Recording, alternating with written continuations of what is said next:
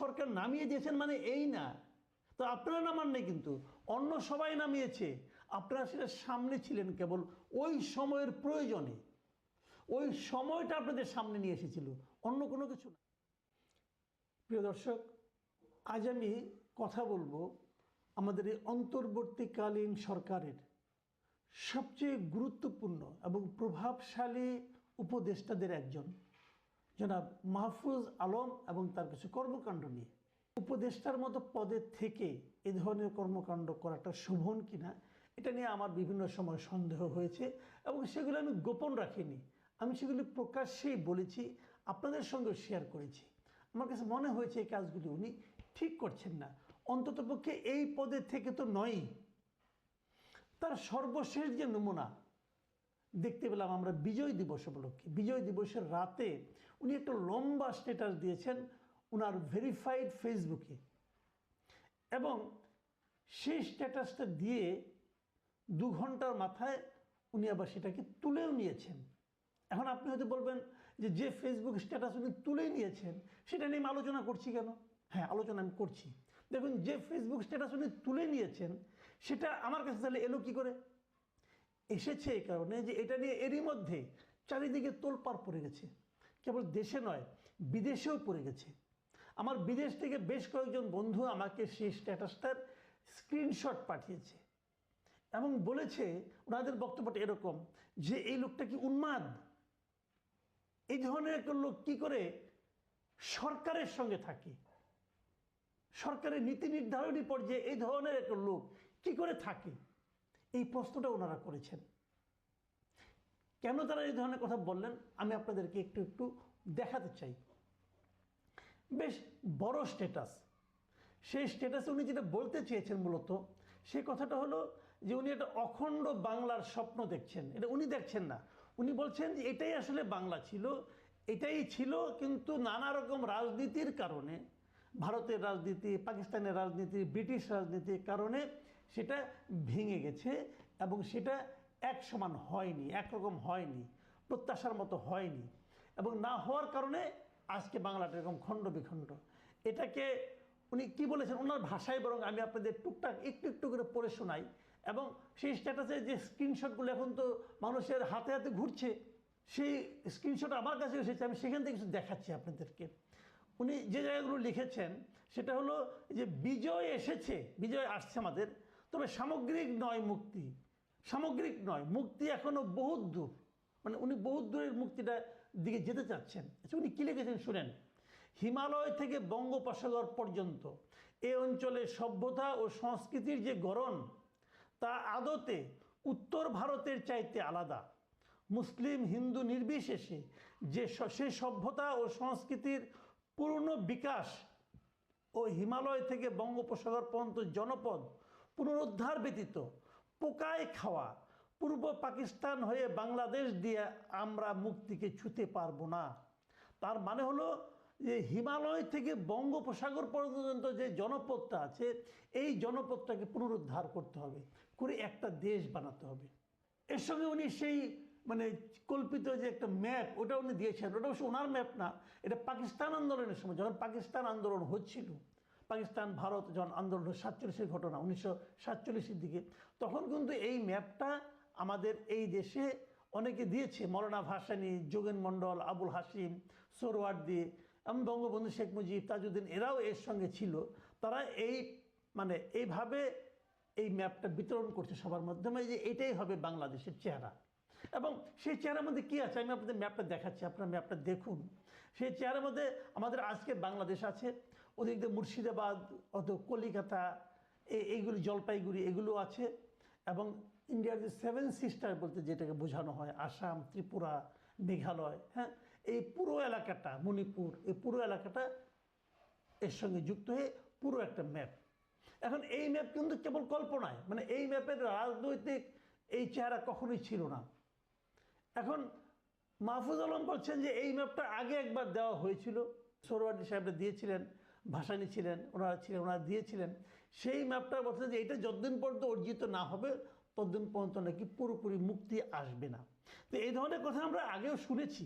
আরও অনেকে এই ধরনের কথা বলেছেন, অনেক ভারতীয় অনেক নেতা অনেকে মানে অখণ্ড বঙ্গের কল্পনা করেছেন, কিন্তু সেটা কিন্তু আমাদের বাংলাদেশ কিংবা ইন্ডিয়া কারোর মধ্যেই কিন্তু সেটা গৃহীত হয়নি।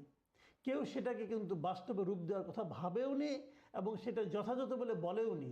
কারণ বললে পরে কি হয়, রাষ্ট্রীয় যে সার্বভৌমত্ব সেখানে কিন্তু নানা ধরনের প্রশ্ন আসে।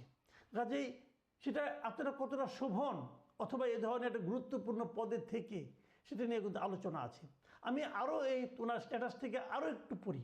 উনি বলেছেন, এ রাষ্ট্রের জন্মদাগ তথা ভারত নির্ভরতা ও ভারতের আধিপত্য মুক্ত রাখতে ৭৫ আর ২৪ ঘটাতে হয়েছে।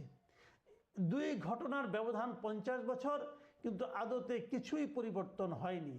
আমরা ভূগোল ও বন্দোবস্তে আটকা পড়ে গিয়েছি। এবং উনি আরেক জায়গায় লিখেছেন শেষ দিকে এসে নিয়ে, যে মনে রাখতে হবে দক্ষিণ এশিয়ায় আশরাফ মুসলিমদের ভূমি পাকিস্তান, ব্রাহ্মণ্যবাদী হিন্দুদের ভূমি ভারত, আর হিন্দু মুসলিম দলিত নির্বিশেষে নিপীড়িত মজলুম মানুষের ভূমি বাংলাদেশ। তাই বাংলাদেশকে এ খাঁচা থেকে বেরোতেই হবে। দক্ষিণ এশিয়া নয়, পুরো গ্লোবাল সাউথ বাংলাদেশের নেতৃত্ব অনুসরণ করবে। এই হলো ওনার কল্পনা এবং ওনার চিন্তা। এবং শেষে উনি যেভাবে শেষ করেছেন সেটা হলো ২৪ কেবল শুরু, শেষ বিন্দু নয়। এই অভ্যুত্থানের নেতৃত্ব জানেন তাদের লড়াই অসমাপ্ত। এই লড়াই শেষ করতে তারা এখনও জীবন দিতে প্রস্তুত, যাবেও হয়তো তাদের জীবন। মানে উনি বলতে চাচ্ছেন যারা ওনারা নেতৃত্ব দিয়েছেন সেই নেতৃত্ব যারা আছেন তারা জানেন যে আন্দোলনের শুরু মাত্র, এটা শেষ হইতে আরও অনেক দূর যেতে হবে। মানে ওই অখণ্ড বঙ্গ তৈরি করতে অনেক প্রাণ যাবে, ওইদিকে যেতে হবে। এই ধরনের কথা দেখেন, আমি আগেও বললাম যে এগুলো অনেকেই করতে পারে, অনেকে বলতে পারে, চিন্তা করতে পারে, আলোচনা করতে পারে, পড়ার টেবিলে আলোচনার টেবিলে করতে পারে, লিখতেও পারে, কেউ সমস্যা নাই। কিন্তু সেটা রাষ্ট্রীয়ভাবে এই আলোচনাকে এন্ডোর্স করা, রাষ্ট্রীয়ভাবে এই আলোচনাকে সমর্থন দেওয়া, এটা কি সম্ভব? এটাই সম্ভব নয়, কেউ করবেন। তাহলে আপনি যখন করবেন, আপনি যেটাকে নিয়ে আপনার অংশ হিসেবে বিবেচনা করবেন, সেটা তো আরেকটা রাষ্ট্র, সেটা তো একটা ভিন্ন রাষ্ট্র, এটা তো আপনি করতে পারেন না। এমনকি আপনি যখন সরকারে থাকেন, আপনি যখন সরকারের নীতি নির্ধারণী পর্যায়ে থাকেন, তখন তো আপনি আরও পারেন না। এটা তো হয় না জানা মাহফুজ আলম, আপনার মাথায় কি এতটুকু সেন্স কাজ করে না? আপনাকে অনেকে সক্রেটিস থেকে বলে শুনেছি আমি। তা আপনি ওই যে সক্রেটিসকে এই ধরনের এলোমেলো কথা বলে, যেহেতু আপনাকে নাম হয়ে গেছে সক্রেটিস, থাকেন না ওভাবেই, কথাবার্তা একটু কম বলেন, কি কাজ করেন না করেন সেগুলো তো দেখতেছি, একটু কথাটা কম বলেন, মুখটাকে একটু লাগাম দেন। আপনারা তো সবাইকে বাতিল করে দিচ্ছেন, কেউ কিছু বোঝে না, সব আপনারা বুঝেন। একটা প্রবাদ আছে বুঝছেন, এটা হলো এই ঢাকা ইউনিভার্সিটির বিখ্যাত একজন টিচার হুমায়ুন আজাদ বলেছিল যে এক বইয়ের পাঠক সম্পর্কে সতর্ক থাকতে হবে। আপনাদের পড়া কিন্তু খুবই একমুখী। আমি যতটুকু বুঝি, আমার যতটুকু উপলব্ধ, আমি খুব একটা মেধাবী ছাত্রও নই, খুব বেশি পড়াশোনাও করিনি, কিন্তু যতটুকু পড়েছি ভাই, আপনাদের জ্ঞান, আপনাদের কথাবার্তা আমাকে খুবই একমুখী মনে হয়। আপনারা এক বইয়ের পাঠক বলে আমার ধারণা। আপনাদের নিয়ে সতর্ক থাকা উচিত। আপনি দেখেন একটা কথা, আমি আরেকটা কথা বলি, যদি এটাই আপনার উদ্দেশ্য হয়, এটাই আপনার বক্তব্য হয়, এটা যদি আপনার বিশ্বাস হয়, তাহলে এই স্ট্যাটাসটা দেওয়ার ২ ঘন্টার মধ্যে উঠাই নিলেন কেন? এই কারণে নিয়েছেন আপনাকে কেউ না কেউ বুঝিয়েছে, অথবা আপনি নিজে উপলব্ধি করতে পেরেছেন এটা দেওয়া ঠিক হয়নি।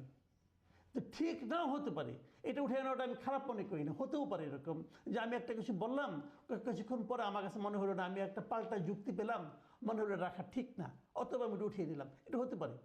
কিন্তু আপনি তো সরকারে আছেন, আপনি তো সরকারের একটা দায়িত্বে আছেন, আপনি তো সরকারের নীতি নির্ধারণ করেন, তো আপনি কি আপনার নীতিগুলিকে বারবার চেঞ্জ করবেন? যে নাকি এরকম একটা বড় বিষয়, যে বিষয়টা নাকি আমাদের আন্তর্জাতিক অঙ্গনে, আমাদের রাষ্ট্রীয় পর্যায়ে সংঘাত তৈরি করার মতো অবস্থায় নিয়ে যেতে পারে রাষ্ট্রকে, সেই ধরনের বক্তব্য আপনি হুট করে দিয়ে দিচ্ছেন, আবার তুলে নিচ্ছেন। ভাই, এটা তো ছেলে খেলা না, এটা তো পুতুল খেলা না। পুতুল খেলার যোগ্যতা নিয়ে রাষ্ট্র চালাতে গেছেন, এত সহজ না দুনিয়াটা। এই ধরনের কথা আপনি মানে পাটচক্রে বলতে পারেন, এমনকি পল্টনের মাঠেও বলতে পারেন, কিন্তু সরকারের একজন উপদেষ্টা তার ভেরিফাইড ফেসবুকে এই ধরনের মন্তব্য করবে এবং তারপর আশা করবে যে এটাকে ইস্যু করে আমাদের প্রতিবেশী রাষ্ট্র কেউ আমাদের এখানে নাক গলানোর সুযোগ নেবেন কিভাবে? শুনেন, একটা কথা বলি, মাঝে মাঝে বলি যে স্বৈরাচারের পতন ঘটানো এবং নতুন একটা দেশ গড়ে তোলা এক জিনিস না। ভবন ভাঙে না, ভবন ভাঙতে দেখেন, ভবন ভাঙার জন্য এক ধরনের শ্রমিক লাগে। ভবন ভাঙাটাও কিন্তু বড় কাজ, কিন্তু ভবন যে ভাঙে সেই শ্রমিক কিন্তু আরেকটা ভবন গড়তে পারে না, গড়ার জন্য আর্কিটেক্ট লাগে। তো আপনারা নামিয়ে দিয়েছেন মানে এই না, তো আপনারা নামান নেই, কিন্তু অন্য সবাই নামিয়েছে, আপনারা সেটা সামনে ছিলেন কেবল ওই সময়ের প্রয়োজনে। ওই সময়টা আপনাদের সামনে নিয়ে এসেছিল, অন্য কোনো কিছু না, অন্য কোনো কিছু না। 15 বছর চলতে থাকে আন্দোলন, 15 বছর চলতে থাকে মানুষের মনে ক্ষোভ, মানুষের পুঞ্জীভূত যে বিদ্রোহ, ক্রোধ, সেটার যখন চূড়ান্ত পর্যায়ে উঠেছে তখন সময়ের কারণে আপনারা সামনে চলে এসেছিলেন। এখন এই আন্দোলনের পুরা কৃতিত্ব নিজেদের কাছে নেওয়ার চেষ্টা করেন না। আপনারা সেই পর্যায়ের লোকজন না, এর মধ্যে আপনারা হারে হারে প্রমাণ করে দিয়েছেন। আপনারা মেবি ওই ভবন ভাঙার শ্রমিক, বাট আরেকটা ভবন তৈরি করার স্থপতি আপনারা হতে পারবেন না। এটা চেষ্টা করার জন্য অনেক অভিজ্ঞতা লাগে, অনেক শিক্ষা লাগে, এক বইয়ের জ্ঞান দিয়ে হয় না। আমরা খুবই দুর্ভাগ্যের মধ্যে আমরা আছি যে এদেরকে আমরা মাথার উপর বসিয়েছি। এটা আমাদের জাতির দুর্ভাগ্য। হুটহাট কথা বলে দিল একটা, বলে দিয়ে আপনি জানেন এটার আন্তর্জাতিক পর্যায়ে এটা কি প্রতিক্রিয়া হতে পারে, আপনি বলবেন 2 ঘন্টাতে উঠিয়ে দিয়েছি। আর ভাই 2 ঘন্টায় দুনিয়া শেষ হয়ে যায়। 2 ঘন্টার অর্থ বুঝেন? এর আগেও এরকম অনেক কিছু আপনারা করেছেন, লাভ দিয়ে যে করে ফেলেছেন যে বিরাট কিছু হয়ে গেল। এত সহজ না ভাই দুনিয়াটা। আমি আশা করব যারা আছেন উপদেষ্টা মণ্ডলে তাদের মাথায় রাখতে হবে যে সতর্ক হয়ে কথা বলাটা কেবল যোগ্যতা নয়, কেবল ভদ্রতা নয়, একই সঙ্গে এটা না করলে পুরো জাতিকে আপনারা বিপদের মুখে ঠেলে দেবেন। সেই অধিকার আপনাদের কেউ দেয়নি। প্রিয় দর্শক, এখন এই পর্যন্তই।